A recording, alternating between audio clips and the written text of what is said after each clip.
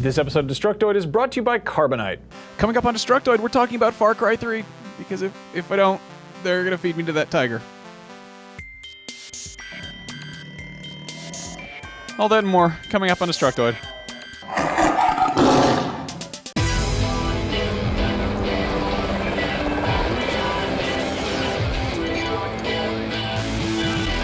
Welcome to Destructoid. I'm Tara Long. And I'm Max Scoville. And Welcome back. I'm still alive. It's good to see that you're alive. Crawl out of that tiger's tummy. Yeah. But we that tiger footage was actually embargoed, which is the weirdest thing we've had to keep a secret. I got to see a tiger because of Far Cry 3. That was actually, they had like a 2-day preview event for Far Cry 3. You went the second day to see the actual game. I went the first day just to look at the tiger. I know. I don't know which one of us got the better choice. That must have been just like the dumbest scheduling that week. That was just a dumb thing to look at. That tiger looks pretty hungry. Video games. Okay, so seriously, we're professionals. Speaking of video games, why don't we talk about some video games for once? Gearbox's Randy Pitchford made a surprise announcement a couple days ago when he revealed that the first piece of Borderlands 2 DLC would be releasing a week earlier than expected. Gage the Mechromancer is now available for download on your respective gaming systems. She's the first true pet class for Borderlands 2, and it just happens that her pet is a robot who really likes to kill people. It's pretty cute. She's also the first character to have an elemental specialty, as a lot of her skill tree goes to boosting shock damage. She can also supplement Death Trap skills by, for example, granting him a roving laser that he can use to just laser beam right through people. She definitely seems like the most powerful of the classes right off the bat. Her action ability of summoning Death Trap lasts for a surprisingly long amount of time. Of course, the cooldown rate is a little bit longer as well, but if you throw him out there and just kind of let him do his thing, he can take down like 4 enemies in one go, no problem. It's really impressive. The Mechromancer class is free if you're a member of the Premier Club. Basically anyone who pre-ordered the game. It's $10 otherwise. If you're not sure about whether or not to get it, I did a 20-minute walkthrough of her entire skill tree with the man who made them, John Hemingway. And you can find that walkthrough over on Rev3 Games, youtube.com/Rev3 Games. It's pretty interesting. I gotta say, I really liked Maya's character when I played through her, but I want to play again with Gage. She seems like the coolest out of any of them. She's got a pet robot. Yeah. She's got also like pigtails. The same kind of attitude as Tiny Tina from the game, the deadly, teenage girl. She's really cool. There's not enough of that in video games, I don't think. No, needs more deadly teenage girls. Well, it's a Wednesday and stuff, so I guess we should probably talk about a video game where some superheroes punch each other. Why? I don't know, because that's what we do here, apparently. Injustice: Gods Among Us was one of the sort of big surprises at E3 that we actually didn't see coming, and if you somehow missed it, it's basically Mortal Kombat except with DC Comics heroes and villains. NetherRealm's developing it, it's running on a modified Mortal Kombat 9 engine, so it's bound to be pretty stupid fun. Anyway, we've been getting kind of drip-fed announcements about which DC characters are on the roster, and today we get a few more little drips of roster. Yeah. For starters, Green Arrow is in it. Yep, good old Oliver Queen, the Robin Hood of Star City, archery guy, not Hawkeye. Sure. And there's a big old trailer up for him, and it looks like he's got a bow and arrow, and that's the thing that he has, and his arrows are green, and he's got a sort of snarky attitude, which works, and he has a goatee. So there's that. We also got a look at official box art, which has the Joker and Green Lantern on it. So presumably they will be playable. Yes, they will be playable. NetherRealm Studios head and all-around lovable cool guy Ed Boon actually announced on his Twitter that we are going to be seeing screens of the Joker and Green Lantern by the end of the day, but it's not the end of the day yet, so we don't have those yet, but those probably will be floating around by the time you see this video. Anyway, Injustice: Gods Among Us is slated for an April release on PS3, 360, and Wii U, and I wish it had a better name, like Superheroes Punching Each Other, or the game where Batman slams people's heads into a car door. Either of those is an excellent choice. Injustice: Gods Among Us. It sounds like a, I don't know, like an Ayn Rand book or something. Yes, I can see that actually. So Far Cry 3 is the thing we just talked about a couple minutes ago. We talk about that a lot on this show. It's gonna be awesome. Probably noticed. It's got tigers in it, and bears. And tiger it's really bears. cool. I got invited to a Ubisoft event here in the city last week where they let us go hands-on with the first 3 to 4 hours of the campaign. This is the first time I'd seen or played the single player, and guys, it's great. It's really great. It's an ambitious game for sure. It's got a huge open world, it's got RPG elements, it's got survival elements, a stealth mechanic, a whole crafting system, tons of stuff going on. And I was really surprised by how well all of those separate aspects seem to fit together. The campaign is actually split up over 2 islands. So I was only privy to one of them. I imagine, it's kind of half and half there. You spend the second half of the game on the second one. But the amount of detail in that first island alone was pretty outstanding. There are plants scattered around the island that you have to collect in order to craft health syringes. There's almost 100 different species of animals that you can hunt and then skin to make bags. There's weapon lockers all around where you can buy guns or add attachments to your current guns.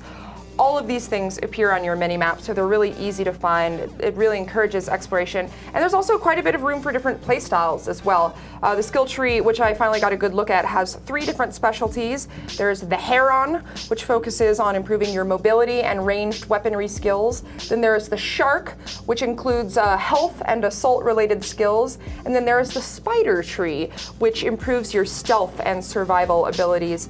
I used my first skill point that I earned to learn the takedown skill on the Spider tree, which lets you quietly kill an enemy from behind and then hide the body so nobody else finds it. I don't typically go the stealthy route in video games, but it felt really natural in Far Cry 3, and I think that's due in part to the detection meter, which shows how exposed you are to the enemy at all times. I would assume for you hardcore players who aren't into that kind of thing, you can turn it off in the menu, but don't quote me on that. The only negative that I can really think of, aside from a couple hilarious bugs which made animals fly thousands of feet into the air, were the platformy parts, because there is a lot of climbing in the game. You have to climb vines and ladders and hills and mountains and stuff, and the only way that you can trigger that is by pressing the X button, which has to be positioned just right, and you know how that goes, it hardly ever is. Of course, the build that we were playing was 3 weeks old, so that might explain some of the bugs that we encountered. My system did crash a couple times.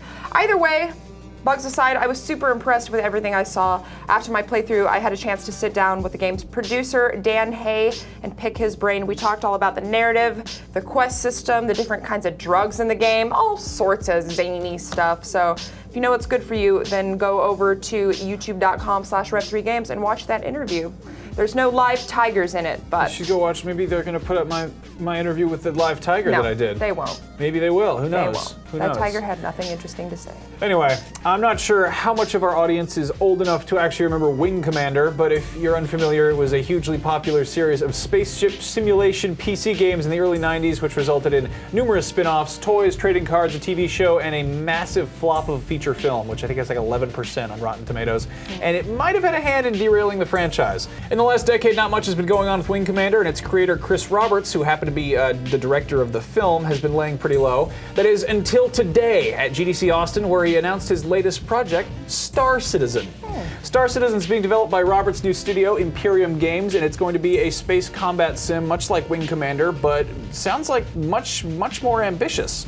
Players will take command of a spacecraft and then get to explore the galaxy, choosing whatever the hell they want to do, whether it's becoming a smuggler, pirate, merchant, or bounty hunter, or just flying around in a spaceship shooting some lasers at stuff. So there's also an online element. Players can choose to play online or off, and so far nobody's exactly used the term MMO, though that's kind of what it sounds like, sort of.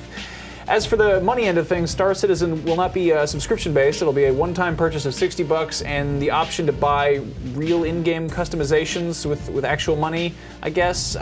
Roberts is crowdfunding it, which is interesting, though he's chosen to use his own crowdfunding site on the Star Citizen website.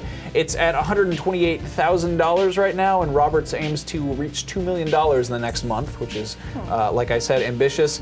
He said that the game is about 2 years out from release, and that early backers will get the game for $20 off of retail, so there's a perk, I guess. What do you guys make of this? I know a lot of old PC fans kind of came out of the woodwork for the release of XCOM this week, and there are space sims floating around right now. There's Artemis and there's FTL. Those are pretty popular, so obviously there's an audience for a game like this. But what say you? Are you citizens of the stars? Are you a whole crowd of funders? I hate crowds. Is this a thing? I've never funded one. You don't like fun? Okay, but yeah, so Star Citizen, I think it sounds cool. Yeah, it does sound interesting. You get a spaceship and you fly it around, and it's also really hyping up the fact that this is like a serious PC game, because PC gaming is a thing that people really like to do, and I think that a lot of major companies have been like, PC gaming. Yep. But yeah, they also said this is going to be compatible with the Oculus Rift, which is very cool. You know, that hasn't come out either, so you know these are things that will come out someday, and we hopefully will get to play them. In the meantime, let's take a word from our sponsor. Let's do that. Carbonite protects your pictures and other files from a computer crash, fire, theft, or accidental deletion by automatically and continually backing up your files and keeping them safe and secure off-site so you never have to remember to back up again. Whether you have 1, 2, maybe even 17 computers at your home or small business, Carbonite is simply the better backup plan. Over 1 million customers trust them to protect their files with plans starting at only $59 a year. Even better, you can get a free trial at Carbonite.com, and if you decide to buy, just use the offer code Destructoid and you will get 2 bonus months absolutely free. Again, that is Carbonite.com, and the offer code for 2 bonus months is Destructoid. This is an important sponsorship because I lost a lot of things recently on my computer, so it's very close to home. Should have backed those up. Should have backed them up. I didn't. I'm stupid. Back to the show. Speaking of backing things up, in case you hadn't noticed, we made a lot of internet this week, like a lot of it. By Friday, we will have uploaded over 15 videos, not including this show, to our Rev 3 Games channel. We've got reviews for XCOM, Dishonored, and Torchlight 2, which just went up an hour ago. We've also got PC versus console comparisons for XCOM and Dishonored. We've got a stealth versus chaos comparison for Dishonored. We got a skill tree walkthrough for the Borderlands 2 Mechromancer class, an interview with the producer of Far Cry 3, another interview with one of the leads on Skylanders Giants that's coming tomorrow, an episode of Casual Friday that'll be out on Friday, episode of New Challenger that's coming out tomorrow, and the return of Anthony's other show, Random Encounter. This week he found someone who managed to perfectly recreate Azeroth within Minecraft using math and computers, which is cool and all, but get back to me when you can recreate Minecraft in Azeroth. Ooh. Well, that's very good, Tara, but you've forgotten probably the most important video ever made. The tiger one? No, that's a different. I did a top 5 things in Far Cry 3 that'll probably piss your mom off, which isn't a ripoff of that old Dead Space 2 ad campaign. I promise, it's an original idea I thought up all by myself, and you should go watch that. You can find all these videos that we mentioned on our Rev 3 Games channel, which is just youtube.com/Rev3Games.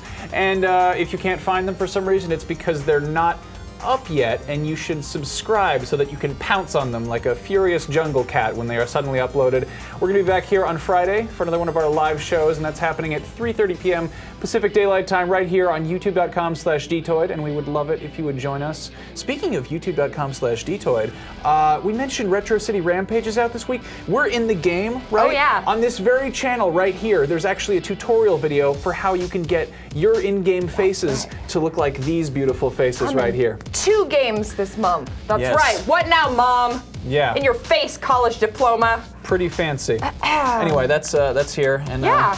So why don't you guys go follow us on Twitter? Because we're on there a lot. do that, please. He's on there There's way so more than I many am. links. He's Max Scoville. I'm Tara Longest. And together we are Dtoid Show. Just Dtoid Show. No Yeah. the. Yeah. That's it. Just go click on some links and Yeah. stuff. We'll see you guys on Friday.